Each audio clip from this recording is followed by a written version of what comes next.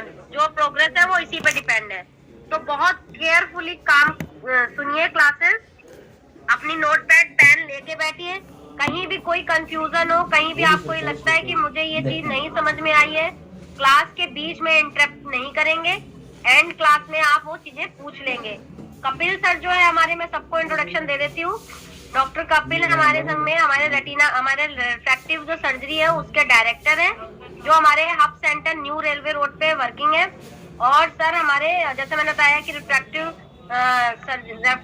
Department के director हैं, तो ऑब्वियसली लेसिक सर्जरी भी सर सबसे ज्यादा करते हैं और काफी पुराने हैं हमारे ऑर्गेनाइजेशन में।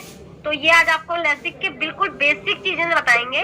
साथ में समृद्धि है जो हमारी प्रोडक्ट देखती है, प्रोडक्ट हेड है, तो ये कॉर्पोरेट में बैठती हैं। तो किसी भी काउंसलिंग लेवल में अगर आपको कोई चैलेंजेस आते हैं या प्रोडक्ट से रिलेटेड कोई प्रॉब्लम आती है, तो वो भी आप इनसे पूछ सकते हैं।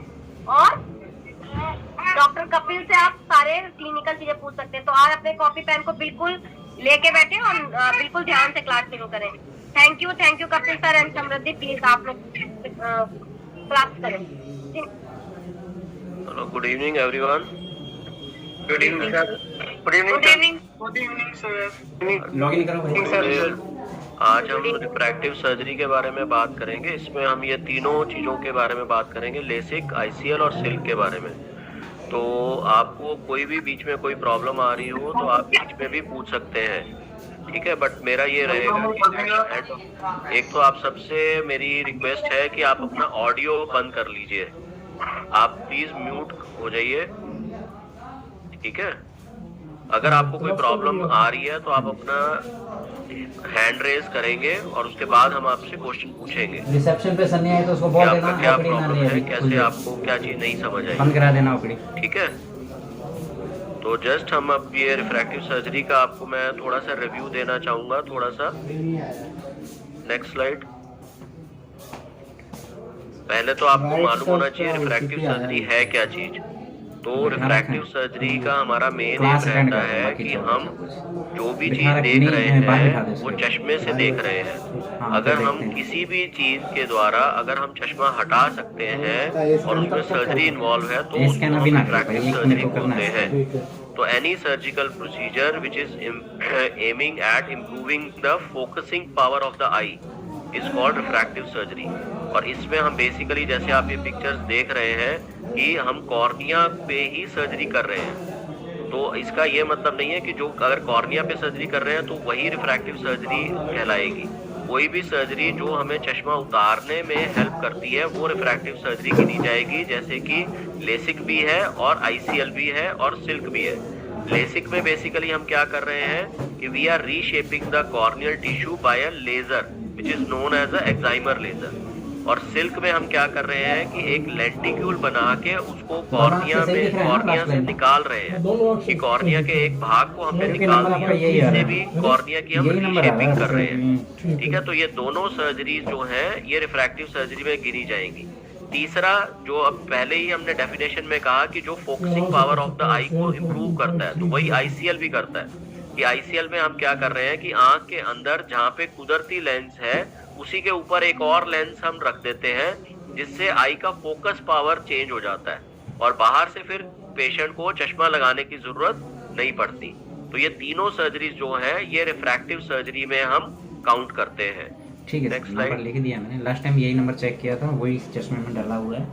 तो टाइप्स ऑफ रिफ्रैक्टिव एरर की डिटेल में मैं नहीं जाऊंगा, आप सबको मालूम है कि हीमेट्रोपिया क्या होता है। नॉर्मल आई में जब आई पे रेज ऑफ लाइट डलती हैं तो पहले वो कॉर्निया से जाती है, फिर लेंस के थ्रू होते हुए मैकुला पे फोकस होती है। किरण, ठीक है। तो नॉर्मल आई में प्लीज जो भी बात कर रहे हैं प्लीज म्यूट हो जाइए। नॉर्मल आई में जो म्यूट हो जाए, अगर एक बारी होस्ट ने म्यूट कर दिया तो आप अनम्यूट नहीं हो पाएंगे। इसलिए आप लोगों से मेरी पर्सनल रिक्वेस्ट है कि अपने आप को म्यूट कर ले, प्लीज म्यूट कर ले। तो रिफ्रैक्टिव एरर में पहले आपको नॉर्मल आई में क्या होता है वो जानना जरूरी है कि नॉर्मल आई में जो रेज ऑफ लाइट है वो थ्रू कॉर्निया लेंस होते हुए मैकुला पे फोकस होती है। अगर वो मैकुला से आगे फोकस हो रही है तो उसको हम मायोपिया बोलते हैं या शॉर्ट साइटेडनेस बोलते हैं। अगर मैकुला के पीछे या रेटिना के पीछे फोकस हो रही है तो उसको हम लॉन्ग साइटेडनेस या हाइपरोपिया बोलते हैं। ठीक है, तो हम मायोपिया को भी ट्रीट कर सकते हैं, हम हाइपरोपिया को भी ट्रीट कर सकते हैं। मायोपिया के लिए हमें कौन सा लेंस यूज करते हैं? हम कनकेव लेंस। और हाइपरोपिया के लिए कन्वेक्स लेंस। तो ये बाहर से अगर चश्मा लगा रहा है पेशेंट, इस चश्मे को हटाने के लिए हम ये कॉर्निया पे सर्जरी करते हैं। तो दोनों में ये पॉसिबिलिटी है कि हम मायोपिया और हाइपरोपिया को लेसिक द्वारा हम ठीक कर सकते हैं और आईसीएल द्वारा भी ठीक कर सकते हैं। प्रेस बायोपिया में क्या होता है कि there is a accommodation loss, जिसकी वजह से वो नियर वाला चश्मा आता है। में भी आपको पता है कि एक वो पर्टिकुलर एक्सिस पे वो नंबर आएगा, जिसकी वजह से वो मैकुला पे ना फोकस होके अलग अलग पॉइंट पे फोकस होगा। तो तीनों चीजें हम उस पे ठीक लेसिक द्वारा हम ठीक कर सकते हैं। Next slide. तो लेसिक काम कैसे करता है कि जैसे हम सबसे पहले एक एनेस्थेटिक ड्रॉप डालते हैं पेशेंट की आई में, उसके बाद में हम एक कॉर्निया पे एक फ्लैप बनाते हैं, एक परत बनाते हैं। उस परत को हम खड़ा करके फिर लेजर फायर करते हैं। जो ये लेजर फायर होता है ये एक्साइमर लेजर फायर होता है। तो एक्साइमर लेजर से कॉर्निया का जो ये स्ट्रोमा है उस पे फायर होता है। उसकी वजह से ही नंबर कम होता है या नंबर खत्म होता है। और उसके बाद में जो हमने फ्लैप उठाया था वो फ्लैप को हम दोबारा से रिपोजिशन कर देते हैं। तो ये लेसिक का ये प्रिंसिपल है। तो ये आप सबको मालूम होना चाहिए कि लेसिक काम कैसे करता है। कि सबसे पहले एक परत बनाई, परत को खड़ा किया, फिर नंबर के हिसाब से लेजर किया और उसके बाद में परत को हमने रिपोजिट कर दिया। Next slide. नहीं, नेक्स्ट करो, पहले लेसिक का ही फिर सारा बताएंगे। अब लेसिक से पहले आपको टेस्ट क्या क्या करने होते हैं ये आप सबको मालूम है, आप कभी के सेंटर्स पे होते भी हैं। किसी भी पेशेंट की अगर एज 18 to 35 है और रिफ्रैक्शन उसका -1 से या +1 से ज्यादा है तो यस, उस पेशेंट को आप ये ऑप्शन दे सकते हो कि उसका ये रिफ्रैक्टिव सर्जरी हो सकती है, उसका चश्मा उतर सकता है। तो उसके लिए आपको ये टेस्ट करने पड़ते हैं। सबसे पहले हमें थिकनेस जाननी होती है कॉर्निया की। तो जिस सेंटर पे, जैसे हब सेंटर्स पे पेंटाकैम है, किसी सेंटर पे ऑब्स्कैन है, अगर वो नहीं है तो पैकीमेट्री आप कर सकते हैं। अल्ट्रासोनिक पैकीमेट्री है, कैरेटोमेट्री जो आपका AR है उसी में ही ऑटो कैरेटोमेट्री होती है, तो आप ऑटो के कर सकते हैं। तो ये चारों चीजें मतलब हर एक सेंटर पे उपलब्ध नहीं है। जिस सेंटर पे जो भी ये इंस्ट्रूमेंट अवेलेबल है वो उसका इस्तेमाल करके हमें बेसिकली उसकी रिपोर्ट चाहिए होती है कि आपकी कॉर्नियल थिकनेस कितनी है, आपका कॉर्नियल कर्वेचर कैसा है। आपने किसी भी माध्यम से किसी भी इंस्ट्रूमेंट से लिया हो तो आप उसमें वहाँ पे नोट कर सकते हैं। और कोशिश ये किया कीजिए कि जो भी आप ये कर रहे हैं वो हमारा जो EMR है उसमें आप डालें। कई जगह से मेरे को मैनुअल रिपोर्ट आती है, उस टाइम पे अगर EMR नहीं चल रहा आप मैनुअली लिख के पेशेंट को दे सकते हैं। बट कोशिश ये करिए कि आप वो एंट्री करिए EMR में। EMR में हमारे वहाँ पे सब जगह उपलब्ध है वहाँ पे कि आपको कहाँ पे थिकनेस डालनी है, कहाँ पे आपको कैरेटोमेट्री डालनी है, वो सब जगह आप TCS में EMR में ही एंट्री करेंगे। उसके बाद में शर्मर टेस्ट करेंगे, ड्राइनेस टेस्ट करेंगे कि पेशेंट की आई प्री ऑपरेटिवली इतनी ज्यादा ड्राई तो नहीं है, क्योंकि कई प्रकार के जो लेसिक है जो अभी मैं बताऊंगा कि उसमें ड्राइनेस 4 से 6 हफ्ते के लिए थोड़ी सी रहती है। तो अगर पेशेंट की ड्राइनेस पहले से ही ज्यादा है तो उसको हमें पहले से वार्न करना पड़ता है कि आपकी ये ड्राइनेस और थोड़ी सी बढ़ेगी 4 से 6 हफ्ते के लिए। और रेटिना एग्जामिनेशन बहुत जरूरी है कि कई सेंटर से बिना रेटिना एग्जामिनेशन के भी पेशेंट आप भेज देते हैं। ये बहुत ज्यादा जरूरी है कि जिसका भी मायोप जितने भी पेशेंट्स होते हैं उनमें जो रेटिना होता है वो कुदरती तौर पे नॉर्मल पेशेंट के कंपैरिजन में कमजोर होता है। तो हमें रेटिना एग्जामिनेशन करके पहले वो देखना होता है कि रेटिना में कोई डिजेनरेटिव चेंज तो नहीं है, कोई टीयर या होल तो नहीं है। अगर वो टीयर, होल या कोई डिजेनरेटिव चेंज है तो पहले उसका बराज लेजर होगा। तो आपसे सबसे विनती है कि आप अपने डॉक्टर्स को भी और काउंसलर्स को भी फिर बताएंगे अगर कोई पेशेंट का आपको अगर कोई पता चलता है, कई बार पेशेंट कहीं बाहर से भी दिखा के लाया होता है, तो आप उसका रेटिना एग्जामिनेशन देख सकते हैं कि उसने कहीं बाहर से नोटेड है तो क्या लिख के आया वहां से। और दूसरा, अगर नहीं है हमारे सेंटर पे भी आप रेटिना एग्जामिनेशन उसका करवाएंगे और TCS में कोशिश करके पूरे फंडस की रिपोर्ट आप एंटर करवाएंगे। और जिसका भी ये रेटिना टेस्ट होगा उसके साथ साथ आपको डायलेटेड रेटिनोस्कोपी या डायलेटेड AR की रीडिंग भी डालनी है। और डायलेटेड AR की जो रीडिंग है वो जरूरी नहीं है कि जो आपने सब्जेक्टिव टेस्ट किया है उससे बिल्कुल एग्जैक्ट मैच करेगी। आप क्या करते हैं मोस्टली ऑप्टोम्स की जो सब्जेक्टिव टेस्ट में जो आपने जो रीडिंग लिखी है वही आप डायलेटेड AR वाले रीडिंग में साइक्लोप्लेजिक रिफ्रैक्शन में डाल देते हैं, जो कि बिल्कुल गलत है। आपको डायलेटेड AR की रीडिंग के साथ छेड़छाड़ नहीं करनी। जो रीडिंग डायलेटेड AR में आ रही है वो एज इट इज लिखनी है। वो जब हम यहाँ पे आप पेशेंट आप हमारे पास भेजोगे हम उसके साथ मैच करेंगे, PMT करेंगे हम उसका और उसको देखेंगे कि whether it is going according to the DR और इट इज जस्ट मतलब कई बार पेशेंट की एक्सेप्टेंस उसके हिसाब से नहीं आती, वो हमारे पे आप छोड़ दीजिए। बट आप डायलेटेड AR के साथ छेड़छाड़ मत कीजिए कि नहीं सर उसने एक्सेप्टेंस ये कर रही थी तो मैंने वो इसलिए वो लिख दी। और ये पेशेंट के लिए बहुत ज्यादा जरूरी होता है। बेसिकली उसका प्रिंसिपल क्या है कि जब आप डायलेशन करते हैं तो मसल सारी रिलैक्स हो जाती है, जिससे we tend to find out the true power of the eye. तो उसकी वही हमें करेक्ट करना है। अगर आपने वहीं पे प्रॉब्लम क्रिएट कर दी कि आपने जस्ट सब्जेक्टिव वाला वो लिख दिया तो डायलेटेड AR का हमें कोई फायदा ही नहीं हुआ। तो इसलिए कई बार क्या होता है कि हम मेरे पास कोई रिपोर्ट आती है, मैं बोलता हूँ कि डायलेटेड उसका नहीं हुआ, तो वो ऑप्टोम को मैनेजर जो होते हैं या काउंसलर होते हैं वो ऑप्टोम को बोलते हैं, ऑप्टोम अपना वो बचाने के लिए लिख देता है कि सर यही वाला है। तो ये प्लीज मत करिए। Don't play with the life of the patient. वो पेशेंट का करेक्शन उसी हिसाब से हो जाएगा, क्योंकि हमारे पास ट्रू पावर आई नहीं है। जो उसने सब्जेक्टिव एक्सेप्टेंस किया हम उसी को ट्रीट कर देंगे। जबकि उसका बाय चांस कोई सिलेंड्रिकल पावर आ रहा है तो हम एक बार डाल के तो देखेंगे कि सिलेंड्रिकल पावर वो एक्सेप्ट कर रहा है कि नहीं। तो इसलिए जो डायलेटेड AR है that is very very important for a refractive surgeon.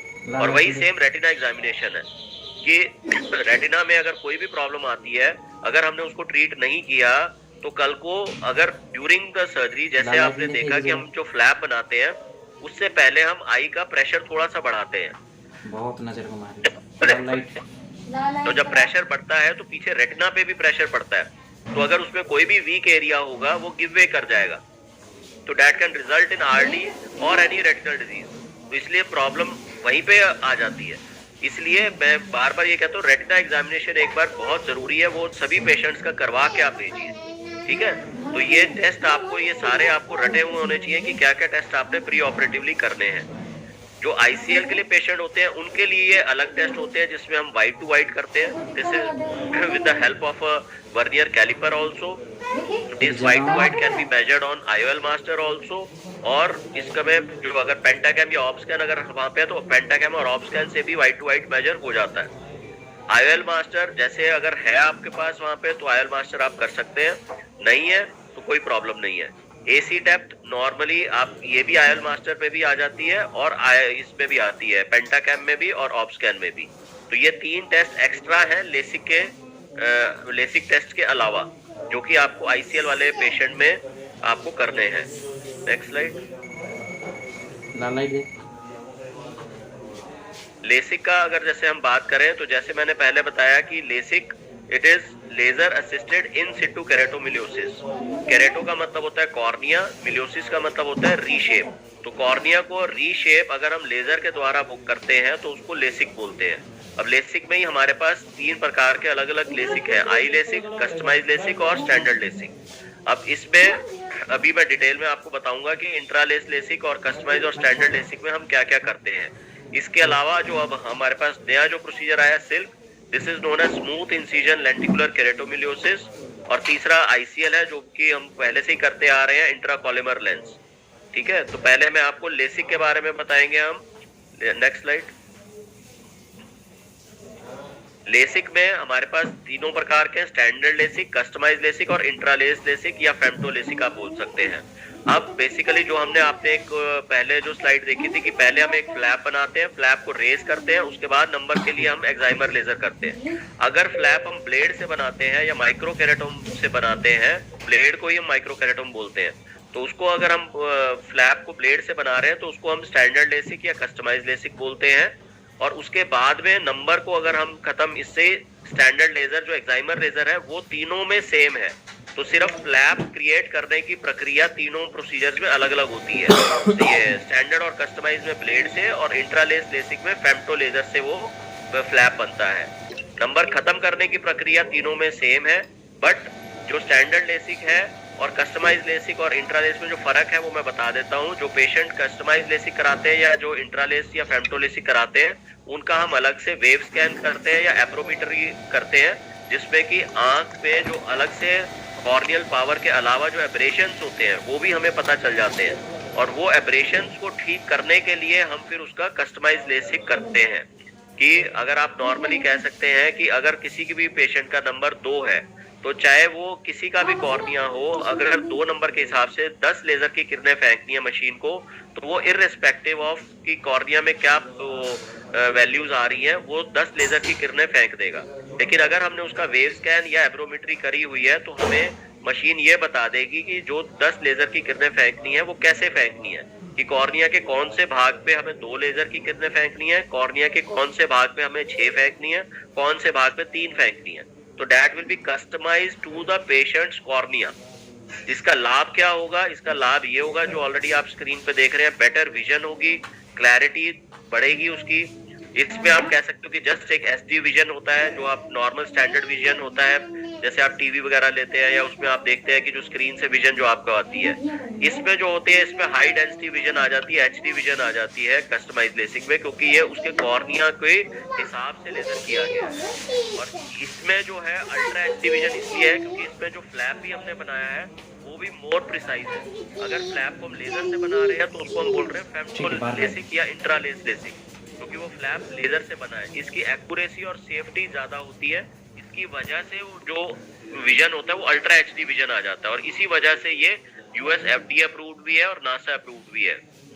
और रीलेसिक तो खैर तीनों में हो सकता है, बट इंट्रालेस लेसिक में इट इज मतलब ज्यादा आसानी से हो जाता है कंपैरेटिव टू कस्टमाइज लेसिक और स्टैंडर्ड लेसिक। अब इंट्रालेस लेसिक के और फायदे क्या क्या है? जैसे मैंने बताया कि ये एक्यूरेट है, ये सेफ है। एक्यूरेट का क्या मतलब होता है कि अगर मुझे 100 माइक्रोन पे फ्लैप बनाना है तो वो फेम्टो लेजर द्वारा ही वो 100 माइक्रोन पे बनेगा, क्योंकि जस्ट मशीन पे हमें 100 फीड इन करना होता है और वो 100 माइक्रोन पे ही लेजर फेंकती है। लेकिन अगर हमें वो फ्लैप ब्लेड से हम बनाते हैं तो वो 100 का 90 पे भी बन सकता है, 100 का 120 पे भी बन सकता है। तो accuracy wise femto laser scores over customise and standard LASIK. और सेकेंडली कि जो फेम्टो लेजर है ये सेफ है।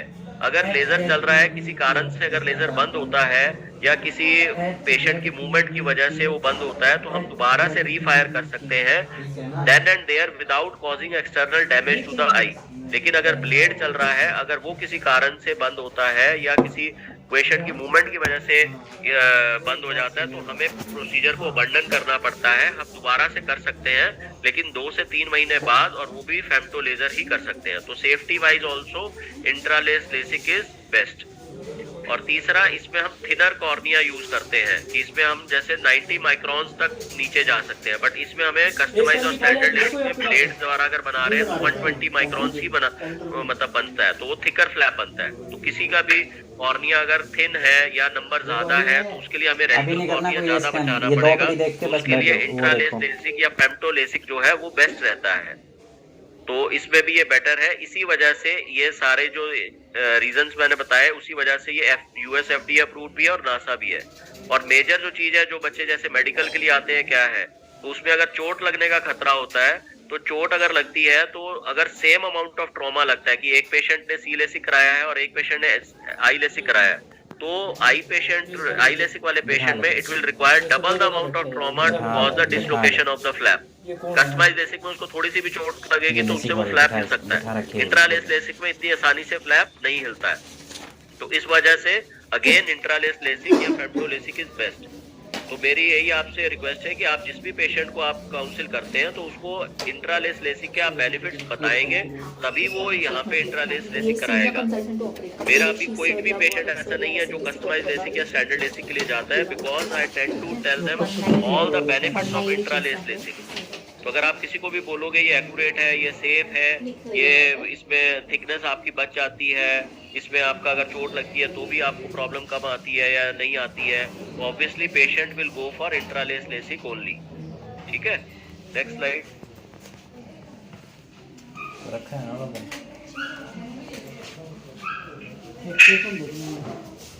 ये आपको एक जस्ट एनिमेशन दिखा रहे हैं कि लेसिक काम कैसे करता है। कि जस्ट हम ये पहले एक वैक्यूम मशीन लगाते हैं आई के ऊपर, ये ब्लेड लगाते हैं, इसको हम केराटोम बोलते हैं, और उसके बाद में ये ब्लेड आपके इस कॉर्निया पे रन करता है और ऐसे फ्लैप बनता है। जो आप एक ऊपर से ये देख रहे हैं, ये फ्लैप ऐसे एक स्लाइस की तरह निकलता है और एक साइड पे ये अटैच होता है। उसके बाद मशीन को हम हटा लेते हैं, फ्लैप को हम रेज करते हैं और ये नंबर के हिसाब से हम लेजर फायर कर देते हैं।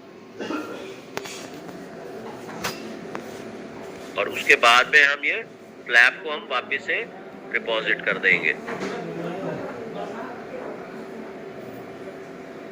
ठीक है, तो ये स्टैंडर्ड और कस्टमाइज में ऐसे ही होता है। सिर्फ कस्टमाइज में एक्साइमर लेजर जो फायर कर रहे हैं वो डिफरेंट होगा। नेक्स्ट,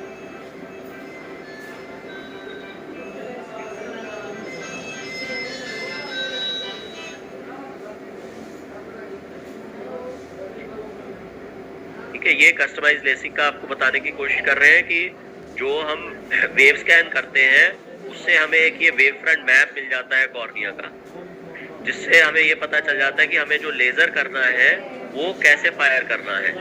फ्लैप बनाने की प्रक्रिया सेम ही रहेगी, आप ब्लेड से भी बना सकते हैं, आप लेजर से भी बना सकते हैं। उसके बाद में फ्लैप रेज किया जाएगा और फिर नंबर के हिसाब से लेजर किया जाएगा। अब लेजर कैसे किया जाएगा? जो हमने वेव फ्रंट मैप लिया था उसके हिसाब से हम लेजर फायर करेंगे। तो इसीलिए जो लेजर किया है that is customised to the patient's eye. So this is known as wave front guided या वेव स्कैन करने के बाद जो हमने लेजर किया है, तो this is the customised LASIK. और जो आई लेसिक है उसमें जो फ्लैप बनेगा वो लेजर से बनेगा। उसमें पहले हम लेजर फायर करेंगे, जैसे आप ये अब देख रहे हैं कि लेजर फायर होगा कॉर्निया पे, इससे फ्लैप क्रिएट हो जाएगा। थोड़ी देर बैठना पड़ेगा। अब इसमें हमने ब्लेड का इस्तेमाल नहीं किया, तो आपने फ्लैप बना के उसके बाद ये रिंग कट देते हैं और फिर हमने ये फ्लैप रेस किया। तो इसमें जो एक्यूरेसी है वो जो ब्लेड से ज्यादा होती है एक्यूरेसी। उसके बाद में जो ये लेसिक हमने किया है, ये वही जैसा हमने कस्टमाइज में लेसिक किया था वैसे ही करते हैं कि वेव स्कैन करके, वेव स्कैन के बाद वो जब हमें बता देता है कि कौन से हिस्से पे कौन सा कैसे कितना लेजर फायर करना है। तो आई लेसिक में कस्टमाइज लेसिक के भी बेनिफिट मिलते हैं पेशेंट को। This is also customise to the patient's eye. Next slide. ठीक है, तो अब लेसिक से प्रिटेनिंग तो किसी को कोई डाउट नहीं है स्टैंडर्ड कस्टमाइज और आई लेसिक को लेके? No sir. No sir. ठीक है, तो अब हमारे पास जो अब नया प्रोसीजर आया है इसको हम सिल्क बोलते हैं, that is smooth incision lenticular keratomileusis. ठीक है, अब ये नया, ये इसका ये मतलब नहीं है कि ये बिल्कुल नया प्रोसीजर है। It is a modified and advanced version of smile. आपने जैसे सबने सुना हुआ था कि स्माइल पहले से ही प्रोसीजर एक था, तो ये उसी का एडवांस वर्जन है। ये जॉनसन एंड जॉनसन कंपनी जो है वो एक नई मशीन लेके आई है। मशीन का नाम है एलिटा, और एलिटा से हम फ्लैप भी बना सकते हैं और सिल्क प्रोसीजर भी कर सकते हैं। तो मशीन का नाम एलिटा है और प्रोसीजर का नाम सिल्क है। ठीक है, तो इवन जब हमारे पास अगर यहाँ न्यू रेलवे रोड पे ये मशीन है, तो इस मशीन से जो फ्लैप बनता है this is also more accurate and more faster than even the IntraLase वाली machine. So this is the latest machine जो कि इंडिया में पहली बार आई है। ठीक है, which is based on the latest technology of raster pattern laser जो fire होता है। ये किसी भी मशीन में रास्टर पैटर्न लेजर फायर नहीं होता है, जो कि इसमें होता है जिससे कि इसकी स्पीड बहुत ज्यादा फास्ट हो जाती है एंड विद इन से 15 to 16 second the laser is being fired. कि वो फ्लैप का लेजर हो चाहे वो सिल्क के लिए हम लेजर फायर कर रहे हो। तो इसमें जस्ट मैं आपको इसकी थ्योरी नहीं बताऊंगा, जस्ट एक वीडियो दिखाएंगे, उससे आपको पता चल जाए कि करते क्या है। Next slide. इसमें जस्ट एक छोटा सा ये एनिमेशन है कि इसमें आपका लेजर फायर होगा बट वो कॉर्निया के अंदर फायर होगा। कॉर्निया के अंदर ये दो लेयर में फायर होगा, पहले ये पोस्टीरियर में, फिर उसके एक रिंग कट बनता है और फिर कॉर्निया के एंटीरियर वाले हिस्से में ये फायर होता है। तो ये कॉर्निया के दो भाग में लेजर फायर हुआ, पोस्टीरियर और एंटीरियर, और उसके बाद में ये छोटा सा इंसीजन दे देते हैं और इस इंसीजन के थ्रू इस लेंटिक्यूल जो बना है उसको हम बाहर खींच लेते हैं। और इसमें जो लेजर फायरिंग है दैट टेक्स हार्डली, जैसे मैंने कहा 14-15 सेकंड्स मैक्सिमम, और उसके बाद में हम जस्ट उसको प्लेन को हम फाइंड आउट करके डायसेक्ट करते हैं और इंसिजन से निकाल लेते हैं, which takes hardly 1 minute to 2 minutes. तो it is more faster than I LASIK also.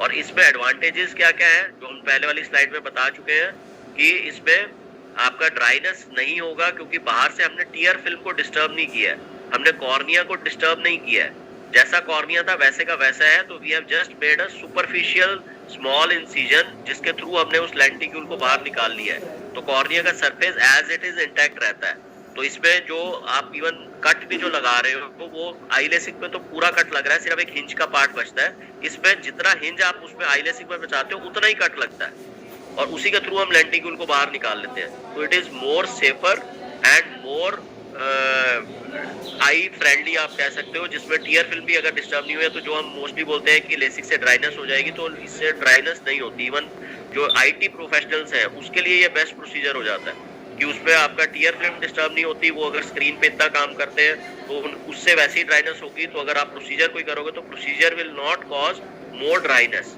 In comparative to even I LASIK also. ठीक है, नेक्स्ट स्लाइड, नेक्स्ट।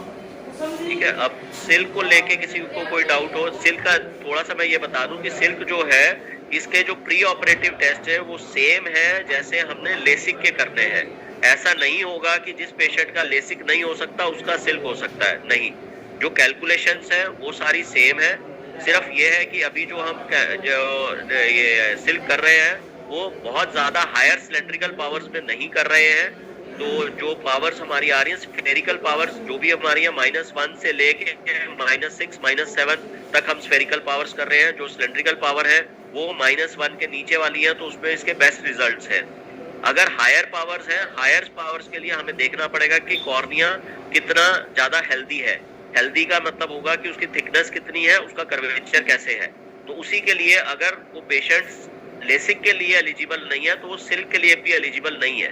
तो उन पेशेंट्स के लिए आप उनको आईसीएल के लिए काउंसिल कर सकते हैं। अब आईसीएल क्या चीज है? This is a implantable polymer lens. अब इसमें क्या होता है कि जैसे आप पिक्चर में देख सकते हैं कि आपका एक कुदरती लेंस पीछे है और आगे की तरफ ये आइरिस है। तो कॉर्निया, ये आइरिस और लेंस के बीच में जो जगह बनती है उसमें हम ये आईसीएल इम्प्लांट करते हैं। इसमें हम जो कुदरती लेंस है इसको नहीं छेड़ते हैं, आई के किसी भी स्ट्रक्चर को हम नहीं छेड़ते हैं। तो आई का structure as it is maintain रहता है। और जो ये पॉलीमर लेंस है ये इनर्ट मटेरियल से बना होता है, इससे कोई आई में रिएक्शन वगैरह नहीं होता है। तो इसके आप फायदे क्या क्या बता सकते हो? इसका सबसे पहला फायदा है it is a reversible technique.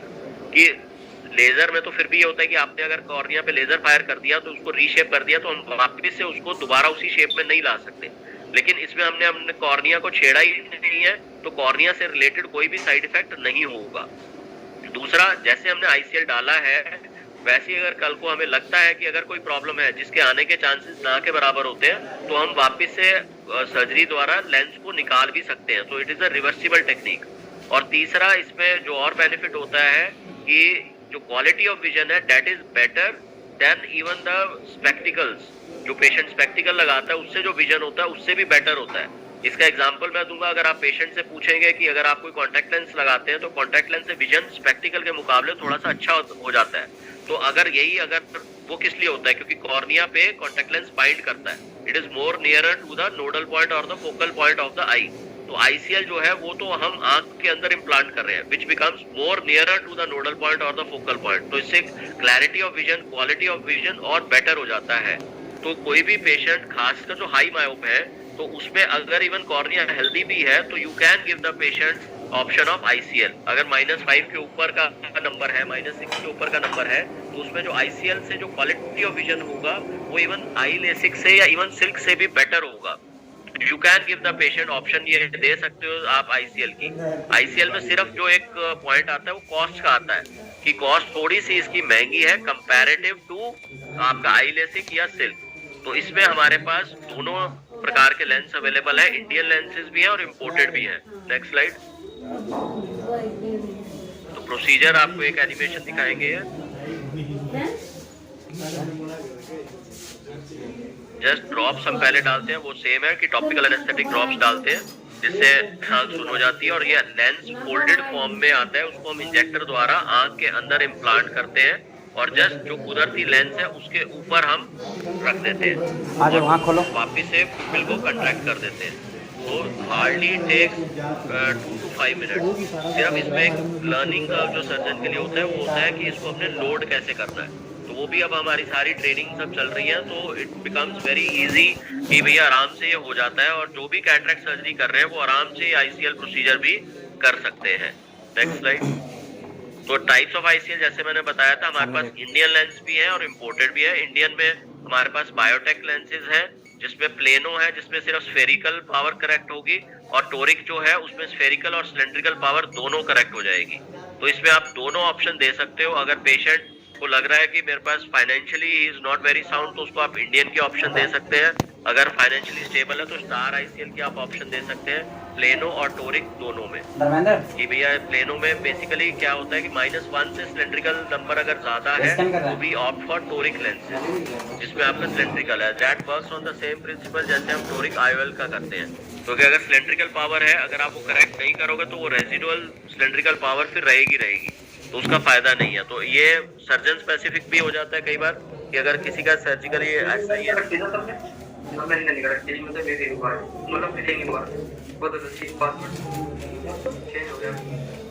किसी का कोई क्वेश्चन हो तो पूछ सकता है।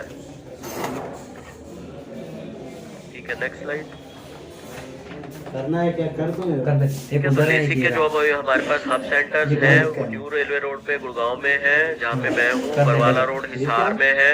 रेवाड़ी में अभी स्टैंडर्ड और कस्टमाइज लेसिक हम शुरू करने जा रहे हैं। गुजरात में हमारे पास रांदेर रोड सूरत में है और अलकापुरी वडोदरा में है। वहाँ पे तीनों प्रकार के लेसिक हो रहे हैं, स्टैंडर्ड, कस्टमाइज और आई लेसिक। नेक्स्ट, अब लीवर्स में आपको बेसिकली क्या देखना है कि जो आपके पास रेलेवेंट OPD आ रही है वो 18 to 35 के बीच में है, और अगर उसका रिफ्रैक्टिव एरर ग्रेटर देन -1 या +1 है तो आपको कोशिश करके उन पेशेंट्स को एडवाइस करना है लेसिक। उन पेशेंट्स को बताना है कि आपका चश्मा उतर सकता है, और वो उनसे आप क्वेश्चन मतलब डायरेक्टली आप पूछ सकते हैं कि क्या आप चश्मा उतरवाना चाहते हैं, और उसमें आप पेशेंट को बता भी सकते हैं कि ये आपका आराम से उतर जाएगा, जिसके लिए हम पहले कुछ टेस्ट करेंगे। अगर वो टेस्ट नॉर्मल आएंगे तो हम आपका इसको हम हटा सकते हैं। तो लेसिक के आप जितने टाइप्स हैं वो भी अगर कोई पेशेंट पूछता है आप बता सकते हैं, और जो भी पेशेंट आपका ये इंटरेस्टेड भी हो तो आपको हम एक पीछे एक अभी मैं रिफ्रैक्टिव एरर प्रोटोकॉल का भी एक दिखाऊंगा कि उसमें आपको एडवाइस करना है। आपके जो रिमार्क कॉलम है उसमें लिखना है कि patient is interested in LASIK, तो उसमें कन्वर्जन आपका देखा जाएगा कि patients who are advise should be converted by the counsellors, कि डॉक्टर्स को तो उनको एडवाइस करना ही है और उसके बाद में काउंसलर्स को उनको कन्वर्ट करना है।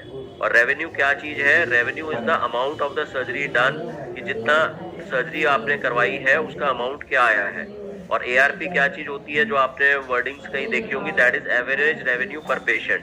तो this is total revenue upon the total number of surgeries done. ये आप जो टर्मिनोलॉजीज हैं ये आप देखते होंगे, आप सुनते होंगे आपके सेंटर्स में, तो ये आप सभी को मालूम होनी चाहिए कि pertaining to refractive surgery relevant OPD क्या चीज है, एडवाइस कौन से पेशेंट्स को आप कर सकते हैं, कन्वर्जन क्या चीज होती है, क्या चीज को कन्वर्जन बोला जाता है, रेवेन्यू क्या चीज है और ARP क्या चीज है, ये आप सबको मालूम होना चाहिए।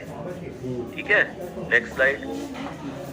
अब पीछे एक बार रिफ्रैक्टिव एरर प्रोटोकॉल पे ले चलो। ठीक है, तो ये तो सिल्क के बारे में था, लेसिक के बारे में था और ICL के बारे में था। अब रिफ्रैक्टिव एरर में अगर कोई भी पेशेंट आपके पास अगर आता है, उसकी एज अगर 35 के ऊपर है, तो आपको उसको पहले तो रिफ्रैक्शन करना है उनका अच्छे से। अगर डायलेटेड किया है तो उसको PMT के लिए बुलाना है, अगर नहीं किया है तो आप उसको डायरेक्ट डॉक्टर को दिखा के उसको नंबर आप दे सकते हैं। तो ये बेसिकली ये हमारा एक रिफ्रैक्टिव एरर प्रोटोकॉल है, ये आप सबके पास होगा, नहीं है हम सबको मेल कर देंगे। आपने इसी हिसाब से पेशेंट को आपने एडवाइस करना है। अगर रिफ्रैक्टिव एरर -1 या +1 से नीचे है और उसकी एज भी 18 से कम है या 35 से ऊपर है, तो आप जस्ट उसका रिफ्रैक्शन करके आप डॉक्टर के पास भेज सकते हैं। डॉक्टर उसको एडवाइस करेगा, ग्लासेस के लिए एडवाइस करेंगे और या कॉन्टैक्ट लेंस के लिए एडवाइस करेंगे। अगर उसकी एज, ये हम डिस्कस कर चुके हैं कि लेसिक वर्कअप किस किस पेशेंट्स का आपको करना है, रेलेवेंट पेशेंट्स कौन से हैं रिफ्रैक्टिव सर्जरी के लिए, ठीक है। और अगर रिफ्रैक्टिव एरर आपका एज 1 से ऊपर है, लेकिन एज आपकी, ये हम कर चुके हैं ये वाला तो, और पेशेंट अगर आपका इंटरेस्ट शो करता है, जब आपने उसको बात कर ली कि 18 से 35 के बीच में है और वो रिफ्रैक्टिव एरर भी उस रेंज में है, तो आपको उसको लेसिक वर्कअप के लिए बताना है। अगर आपके सेंटर्स पे पेंटाकैम है या ऑप्स्कैन है तो उसके लिए बताना है। अगर वो नहीं है तो पैकीमेट्री और केरेटोमेट्री आपको अपने अपने करके उस कॉलम्स में भरनी है, ठीक है। और आपके पास जो एक रिमार्क्स का कॉलम है उसमें आपने लिखना है कि अगर पेशेंट इंटरेस्टेड है तो, और अगर नहीं है तो patient not interested in refractive surgery, आपको उस एक्शन प्लान में लिखना है। और तभी डॉक्टर को पता चलेगा, तो वो डॉक्टर उसको ग्लासेस या कॉन्टैक्ट लेंस के लिए काउंसिल और एडवाइस करेगा कि भैया आपको ग्लासेस लेके जाने हैं ऑप्टिकल काउंटर से। नेक्स्ट,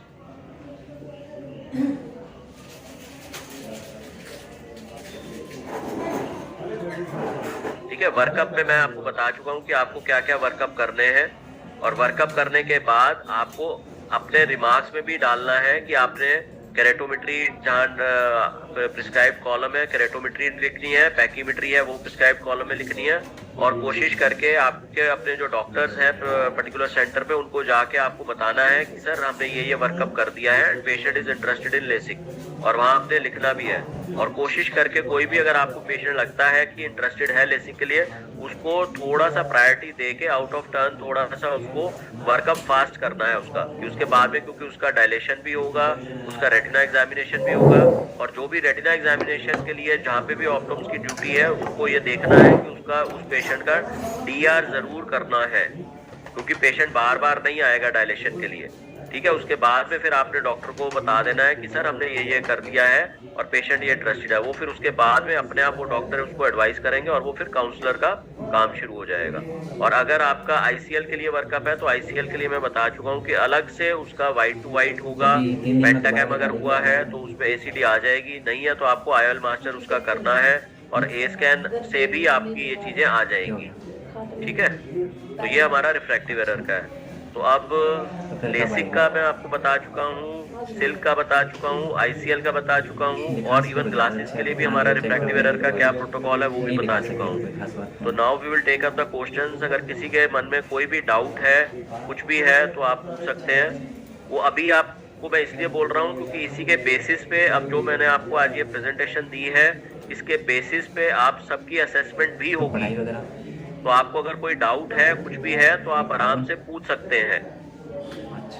और अगर असेसमेंट पे अगर हमने ये देखा कि आपको अगर ये चीज नहीं आ रही है, तो then it will be a questionable thing. तो अभी यू हैव द टाइम, आप आराम से कोई डाउट है, कुछ भी है, तो आप पूछ सकते हैं।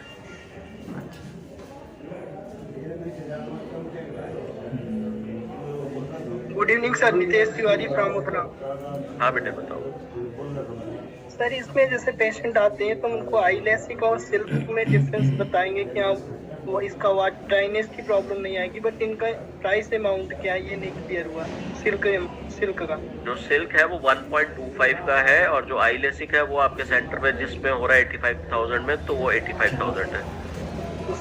उसमें आप काउंसलर से मिलवा सकते हैं। इनिशियल आपको यही है कि जो सिल्क का प्राइस है 1.25 और आई लेसिक का 85, वो काउंसलर्स के ऊपर रहेगा, आपके क्लिनिकल इंचार्ज के ऊपर रहेगा कि उसमें कितना डिस्काउंट उसको दे सकते हैं। तो एक बार डाल के देख लेंगे, चेक करके नंबर की जरूरत है, नहीं तो फिर एक नंबर। हेलो, हाँ बेटा वहाँ चश्मे वाले के पास जाए ना तब। Sir good evening, Shatrukant Shukla. Sir ये सिल्क से हम सिलेंडर पर कितना नंबर लिख दो। अभी के लिए बेटा अगर सिलेंडर कम हो या ना हो तो उसके रिजल्ट अच्छे आ रहे हैं, -1 के नीचे। बट अभी वी आर ट्राइंग कि हम और ऊपर जाए जा रहे हैं, तो जैसे उसके रिजल्ट्स भी हमारे पास आ जाएंगे वो भी हम ओपन कर देंगे। अभी ये है कि आप जो सिलेंड्रिकल है -1 के नीचे वाले। ओके, किसी रोड पे हो गया, उधर हो गया तो चंडीगढ़ रोड पे। अच्छा चलो, पढ़ाई करती हो तो बनवा लियो चश्मा, पढ़ाई नहीं करती तो कोई खास बात। हाँ बेटे, पूजा जी का हाथ खड़ा हुआ है। पूजा जी पूछिए आप। कोई बाइक काम ज्यादा रहता हो ना, उसकी वजह से हो। Sir good evening. बनवा लीजिए, अच्छा रहेगा। सर जैसे हम लोग लेसिक पेशेंट में हमारा मैंडेटरी K1 K2, तो हमें क्या पैकी भी मैंडेटरी कि हमें उसको डालनी है? आइडली यस, जैसे आपको बताया कि कोई भी पेशेंट अगर आपको लग रहा है कि लेसिक के लिए इंटरेस्टेड है, आप उससे बात जैसे करते हैं, आपको थोड़ा सा भी उसका इंटरेस्ट लगता है कि भैया वो करवाने में इंटरेस्टेड है, तो उसका पैकीमेट्री भी करके आप पैकीमेट्री मेंशन करिए। सर एक्चुअली क्या है, क्योंकि पैकी हम लोग के यहाँ होती है, उसका पहले बिलिंग होता है, देन पैकी होती है, तो उसको हमें सेम वही उसी प्रोसेस से करवाना, मतलब पेशेंट से बात करके उसका बिल करवा के देन पैकी करवाएंगे। आप करवा सकते हैं। अभी हमने वो भी एक इंट्रोड्यूस किया है कि 90 रुपीज में हम LASIK free of workup offer कर रहे हैं पेशेंट्स को, तो वो 90 रुपीज में कंसल्टेशन प्लस अपना वर्कअप करा सकते हैं। वर्कअप में पैकीमेट्री, केरेटोमेट्री जहाँ पे है वो करवाएंगे, और जहाँ पे पेंटाकैम या ऑब्स्कैन है वो कराएंगे, but the report will not be given to the patient, it will be just written on the EMR, और उसमें जस्ट वो जो भी डॉक्टर देखेंगे वो डॉक्टर उसमें फिट फॉर लेसिक या अनफिट फॉर लेसिक वो लिखेंगे। The report will not be given to the patient. आप कर सकते हैं, अगर आप चार्ज करेंगे तो रिपोर्ट पेशेंट को दी जा सकती है, लेकिन अगर आप चार्ज नहीं करेंगे तो रिपोर्ट पेशेंट को नहीं दी जाएगी, it will B only in the EMR। Sir क्योंकि अभी हम लोग सिर्फ उन्हीं पेशेंट का पैकिंग कर रहे हैं जो एडवाइज हैं और जो हमें पे करते हैं। अभी हम लोग जितने एलिजिबल पेशेंट हैं उनका नहीं कर रहे हैं। एलिजिबल नहीं बोला मैंने बेटा, इंटरेस्टेड बोला है। अगर आपको लग रहा है कि पेशेंट इंटरेस्टेड है लेसिक कराने में, तो आप उसका पैकी करके डॉक्टर के पास EMR में आप मेंशन कर दोगे, तो डॉक्टर को पता चल जाएगा कि उसका पैकीमेट्री ये है, केरेटोमेट्री ये है, तो वो फिट है लेसिक के लिए या नहीं है। अगर वो इंटरेस्टेड ही नहीं है तो सभी पेशेंट्स का पैक ही नहीं करना। हाँ ठीक है, ओके सर, थैंक यू। अभी एक क्वेश्चन आया कि what is the difference between smile and silk.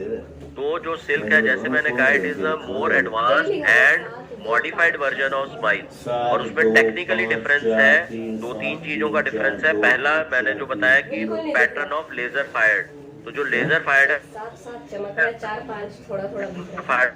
काफी फायर होता है।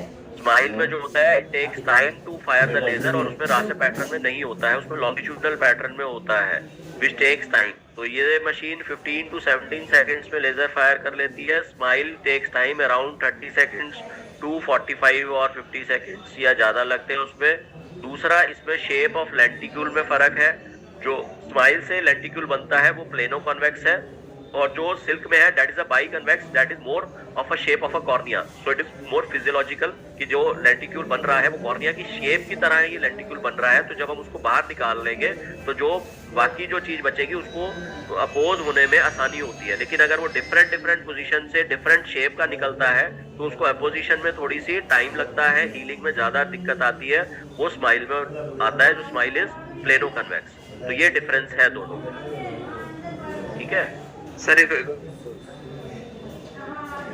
अगर कोई पेशेंट इसमें कंटिन्यू नहीं कर रहा है, अगर उसका नंबर -4 -5 ऐसे आ रहा है और उसका नंबर स्टेबल भी नहीं है, तो क्या हम उसका सेट कर पाएंगे? नहीं, पहले तो आप बताइए आप स्टेबिलिटी को क्या मानते हैं? What is the stable refraction? Sir ये है कि इसका जो नंबर है वो DR में और ST में सिमिलर है, उसका ज्यादा उसके फ्लक्चुएट नहीं कर रहे हैं। DR और ST में आ रहा है तो उसको स्टेबल रिफ्रैक्शन नहीं बोलते बेटा, स्टेबल रिफ्रैक्शन बोलते हैं अगर 2 ओकेजन्स पे या 3 ओकेजन्स पे नंबर जो है वो एक ही आ रहा है, या हार्डली 0.25 या 0.5 का डिफरेंस है with in a difference of 2 months to 3 months, उसको स्टेबल बोलते हैं। ठीक है, तो अगर किसी पेशेंट का रिफ्रैक्शन आपने पहले नोट किया हुआ है, आज से 2-3 महीने पहले -4 आ रहा है, आपके पास 2-3 महीने बाद आ रहा है तो उसका 4 आ रहा है, तो डेट इज स्टेबल। 4.25 आ रहा है तो भी स्टेबल है, मैं तो 4.5 आ रहा है तो उसको भी स्टेबल मानूंगा। And that also depends on the age, कि अगर एज 18-19 है तो यस हम वेट कर सकते हैं, बट अगर एज उसकी 25 या उसके ऊपर है तो it hardly changes after the as.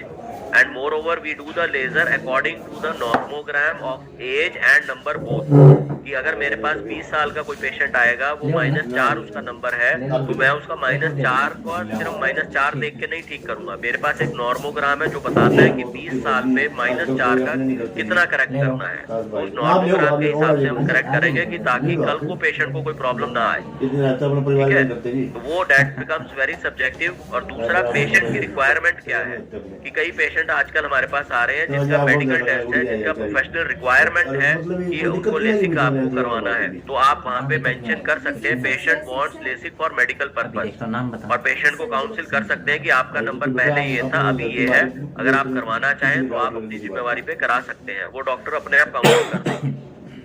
ठीक है।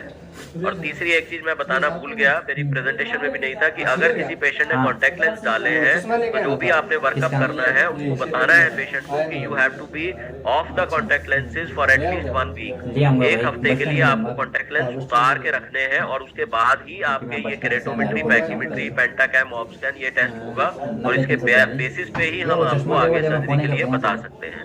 तो ये भी आपको जरूरी है। Good evening sir. 32,300 सर आपने जो डायलेटेड एआर का बोला था और एक बार रिपीट कर देंगे प्लीज। कि डायलेट करके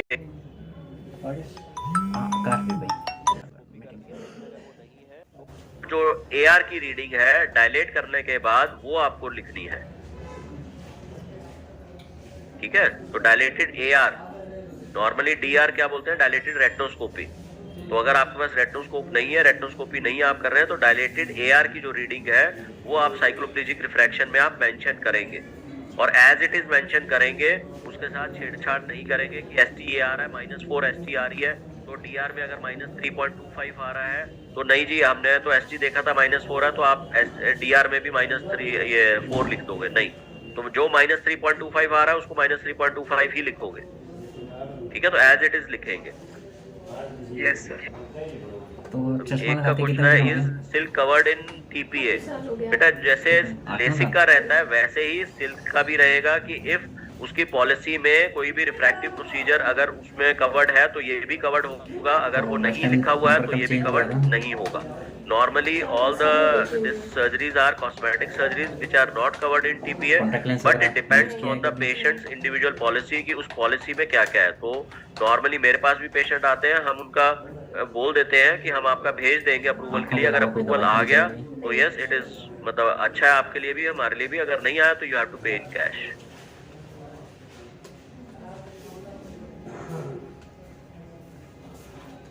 Sir, can we do retreatment in silk? Retreatment, re-silk is not possible, but yes, अगर उसका रेजिडुअल कुछ रहता है तो हम उसका अभी PRK कर सकते हैं। PRK बेसिकली क्या होता है कि जैसे फोटो रिफ्रैक्टिव केरेटेक्टमी बोलते हैं, इसमें हम आँख के सबसे ऊपर वाली लेयर को, एपिथेलियम को हटा के लेजर फायर करते हैं, तो वो हम इसमें कर सकते हैं। उसमें थोड़ा सा यस हीलिंग टाइम थोड़ा ज़्यादा फिर लग जाता है, कि कॉन्टैक्ट लेंस रहेगा आँख के अंदर जो कि 2-3 दिन तक रहेगा, और एपिथेलियम उसको ग्रो करने में कम से कम उसमें टाइम लगता है 24 से 48 घंटे। तो वो थोड़ा सा है इसमें कि भैया इसमें re SILK is not possible, but LASIK में री-लेसिक इज पॉसिबल कि फ्लैप ऑलरेडी बना हुआ है, तो हम फ्लैप को रेज करके डिपेंडिंग ऑन कि अगर पेंटाकैम नॉर्मल है, मतलब स्कैन अगर कॉर्निया ठीक है, तो re laser can be done on the even I LASIK या सी लेसिक कुछ भी अगर हुआ तो उसमें हम कर सकते हैं, but re SILK is not possible. PRK is possible in the SILK operated eyes. Shipra ji कुछ पूछना चाह रहे हैं? Good evening sir. हाँ बेटा। सर आई लेसिक और कॉन्ट्यूरा लेसिक सेम है, कई बार पेशेंट कॉन्ट्यूरा लेसिक के बारे में भी पूछते हैं। जो कॉन्टूरा लेसिक है that is just by the machine Alcon, उसमें सिर्फ मशीन का फर्क है कि वो एल्कॉन से हो जाती है। हमारे पास जो मशीन है वो जॉनसन एंड जॉनसन की है, जो इधर मेरे पास है वो जॉनसन एंड जॉनसन की एलिटा मशीन है। जो गुजरात में है वो भी वो मेरे ख्याल से आपकी एक्साइमर वाली बॉश एंड लॉम्ब की है, लेकिन जो इंट्रालेस वाली है वो जॉनसन एंड जॉनसन की है, और हिसार में वो भी जॉनसन एंड जॉनसन की है। तो तीनों मशीनें जॉनसन एंड जॉनसन की है, and they are the one of the best machines which scores over even Contoura also. Contoura में अगेन वो कस्टमाइज भी करते हैं और आई भी करते हैं, कि ब्लेड से भी करते हैं और बिना ब्लेड के भी करते हैं। तो जो बिना ब्लेड का जो वो प्राइस ऑफर करते हैं और जो हम ऑफर कर रहे हैं that is lower price, and that is more effective and more practical जो हम हाँ, ट्रीटमेंट हाँ, दे रहे हैं, जो भी हाँ। आपको मैंने एक एनिमेशन में दिखाया था कि वेव स्कैन करके हम फिर वेव स्कैन के हिसाब से ही उसमें लेजर फायर कर रहे हैं। तो उससे जो ट्रीटमेंट है that is better than what it is they are offering in Contoura. तो सिर्फ मशीन का फर्क है और कोई फर्क नहीं है। Okay sir. Namrata ji patient आप पूछना चाह रहे हैं कुछ? Namrata Pal, Fatehganj. Good evening sir. हाँ बेटे पूछो। हाँ सर, मुझे एक केस के बारे में भी पूछना है। अभी एक पेशेंट आई थी 25 ईयर ओल्ड, उसका चश्मे का नंबर एग्जिस्टिंग जो पहन रही है उसका -6 एंड 3.5 डायप्टर सिलेंड्रिकल था, और लेटेस्ट हमारे यहाँ पर ER में उसका -6 एंड सिलेंड्रिकल पावर 2R, और उसको लेसिक में इंटरेस्ट था। और उसने वही पेशेंट ने 2 साल पहले भी करवाया था हमारे यहाँ चेकअप, तब भी हमारी जो AR की रीडिंग थी वो सेम थी, बट वो सिलेंड्रिकल 2 एक्सेप्ट नहीं कर रही है, वो -3.5 ही एक्सेप्ट कर रही है। ऐसे केसेस में लेसिक एलिजिबल होती वो उसका एज क्या जब हमने बेटा? 25 ईयर इसमें करा सकते हैं LASIK. We will go by the acceptance of the patient, not by the AR और जो DR आ रहा है। जो एक्सेप्ट कर रहा है पेशेंट, एक्सेप्टेंस में हम देखेंगे कि बहुत अगर ज्यादा डिफरेंस नहीं है तो she can go for LASIK. उसमें भी अगर मेरे को आप जो रिफ्रैक्टिव एरर बता रहे हो, बिना मैं कॉर्निया की रिपोर्ट और स्कैन देख के बोल सकता हूँ कि इसमें जो ICL के रिजल्ट है वो बेटर आएंगे कंपैरेटिव टू लेसिक। लेकिन अगर लेसिक को कराना चाह रही है because of financial reasons, then it will depend on the Pentacam या ऑब्स्कैन जो रिपोर्ट है उस पर निर्भर करेगा। बट इसमें अगर हम टोरिक ICL इम्प्लांट करेंगे तो उसके result will be outstanding than the corneal procedure. ये सर ऑब्स्कैन में उसको अस्टिग्मेटिज्म 2.5 का डायप्टर ही शो कर रहा था, इवन उसका थिकनेस भी 500 अप ही था। तो रेसिड्यूल में अगर वो मतलब रेसिड्यूल रह सकता है उसके लेसिक में? नहीं, लेसिक में तो रेजिडुअल तो डिपेंड करेगा ना सर्जन के ऊपर, कि सर्जन आपके जो है वो कैसे प्लान करते हैं ट्रीटमेंट का, क्योंकि हमारे पास ऑप्शन होती है उसका जोन कम करके हम लेजर कर सकते हैं उसका, ठीक है ना। तो उसमें कितना हमें परमिट करता है वो हर सर्जन का डिफरेंट रहता है कि भैया उसमें रेजिडुअल कॉर्निया हमें 300 का बचाना होता है और एब्लेशन किसी में 90 या 100 से ज़्यादा हम नहीं करते हैं। तो that will depend on the full corneal map. तो मैं इसमें वही बार बार वही बोल रहा हूँ कि इसमें अगर हम टोरिक ICL करते हैं तो उसके रिजल्ट्स जो हैं वो फार बेटर रहेंगे comparative to any kind of a corneal procedure, be it be I LASIK और सी लेसिक। Yes sir. और दूसरा एक क्वेश्चन भी है मेरा, जो हम आपने सिल्क के बारे में बताया, जैसे यहाँ पर लेसिक की काउंसलिंग मैं ही देखी हूँ, तो एक पेशेंट है ना ऑनलाइन सर्च करके कि सिल्क होता है IQ में, तो वो मुझसे लेसिक सिल्क के बारे में जान रहे थे। मतलब मुझे उस टाइम पर उसकी काउंसलिंग के बारे में कुछ पता नहीं था कि क्या क्या एडवांटेजेस हैं उसके। अभी क्या तो खराब है? पेशेंट को अगर आपने जो भी बताया टेक्निकल वर्ड्स में, तो मुझे उसको सिंपल वर्ड्स में कैसे एक्सप्लेन करना रहेगा?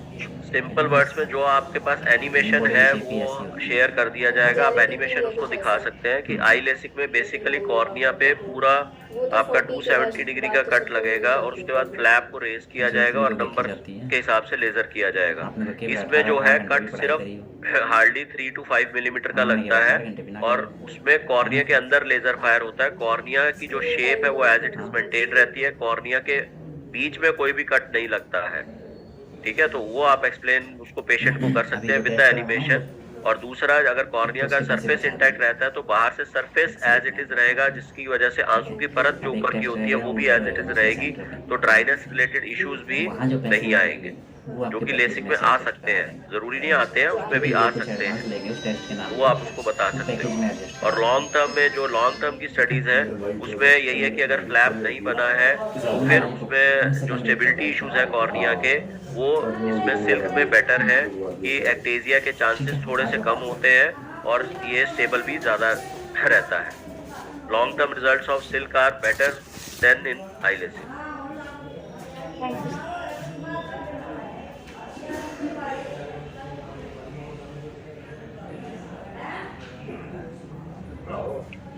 सर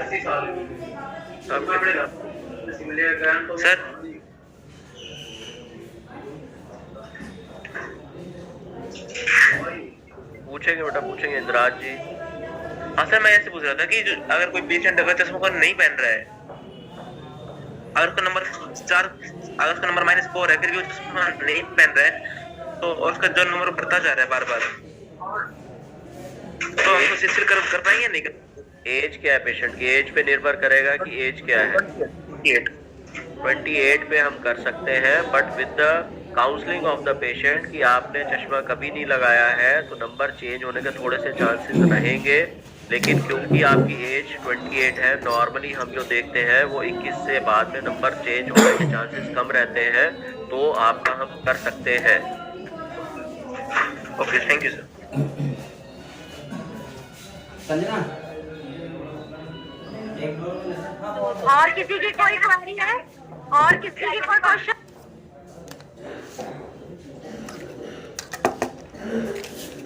एक मिनट। किसी और का कोई क्वेश्चन है जो पूछना चाहता हो? क्योंकि इस क्लास के बाद आपका फाइनल असेसमेंट होगा, तो उसमें आपको इससे रिलेटेड क्वेश्चन आएंगे।